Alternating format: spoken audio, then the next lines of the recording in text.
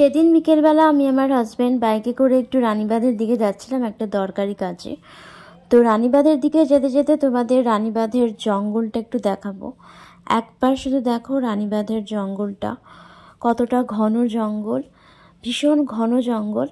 রাস্তার দুধারে শুধু জঙ্গল আর জঙ্গল। কেউ বলবে না যে বিকেল 5টা বাজছে।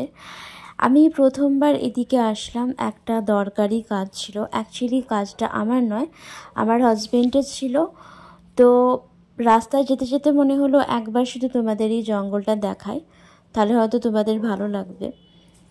আর এই দেখো আমি বাইকে করে যেতে যেতে ভিডিওটা করছিলাম, আর জঙ্গলটা পেরিয়ে আসলাম। আর এখন যাচ্ছি রানীবাঁধের দিকে, আমার হাজব্যান্ডের কাজ ছিল। আর আজকের মতো এখনকার মতো ব্লগটা এইটুকুনি থাকলো। ভালো লাগলে অবশ্যই কিন্তু কমেন্টের মাধ্যমে জানিও। আর প্লিজ প্লিজ প্লিজ সবাই ভালো থেকো, সাবধানে থেকো।